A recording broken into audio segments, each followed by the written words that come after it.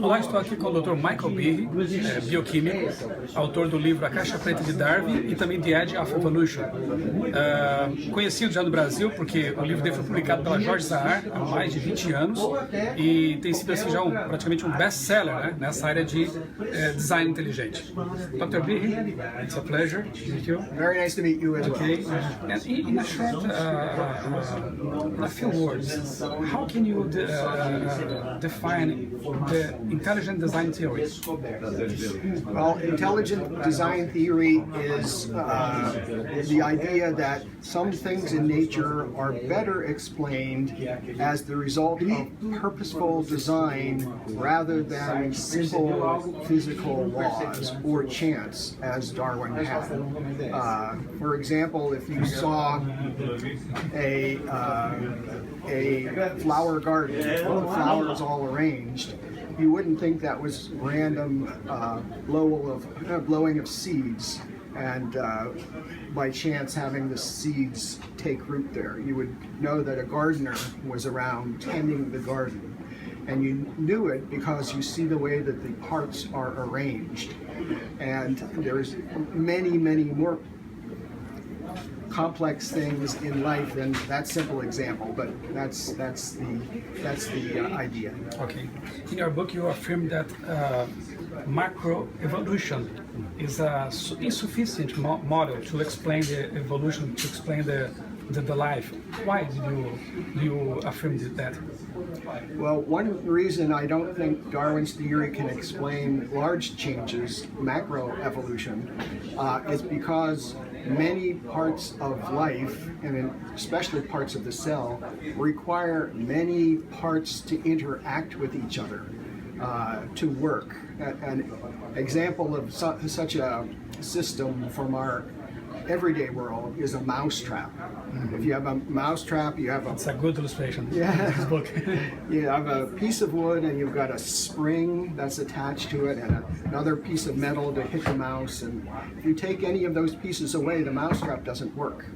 Well, it turns out that the cell has many molecular machines. It's run by literally machines made of molecules that are much more complicated than a simple mousetrap. And so if you can't build a mousetrap by small and gradual changes like Darwin thought, then you can't build these more sophisticated molecular machines. And from our experience, we know that machines, the putting together parts for a purpose, is the mark of intelligent design.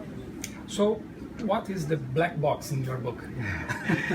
Black box is a name that scientists use for some system or some machine or something that does something wonderful. It has some wonderful feature, but you don't know how it works because you can't see inside the black box.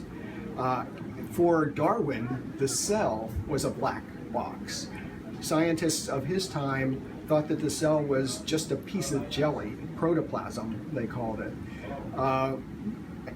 But in the 150 years since he lived, science has been able to open up the black box of the cell, and we see that it's very, very far from simple.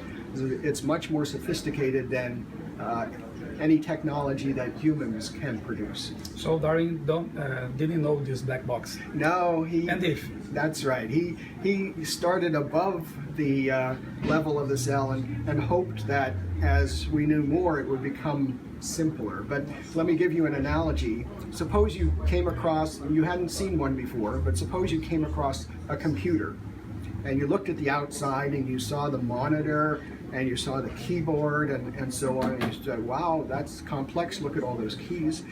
But you say, I bet you when we take off the cover, it'll be simple on the inside.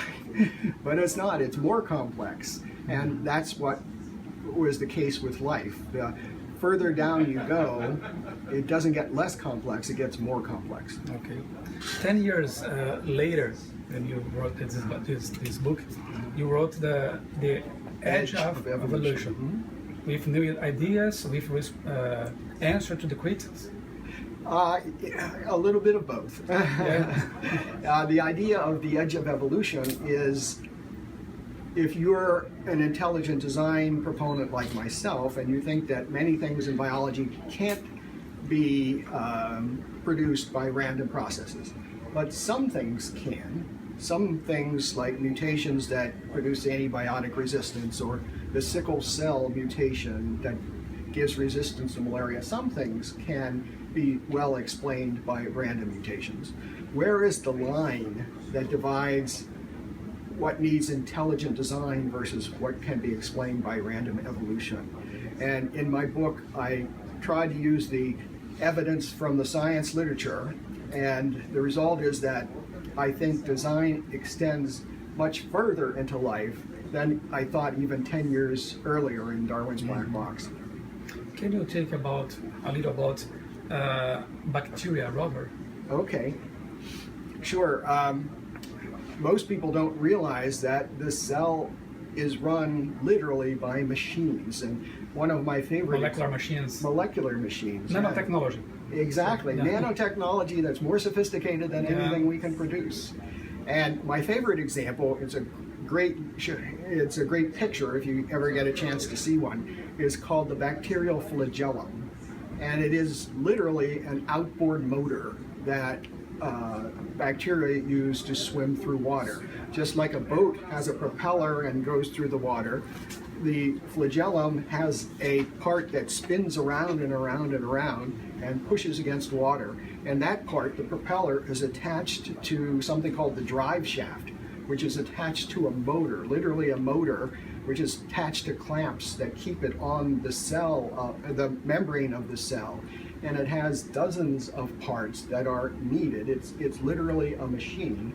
And when you see a picture of the flagellum, you immediately know that it was designed. It's like seeing a picture of an airplane and asking yourself whether it's designed or not.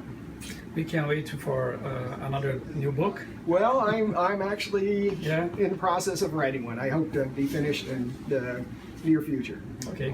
Thank you, Dr. Behe. My pleasure.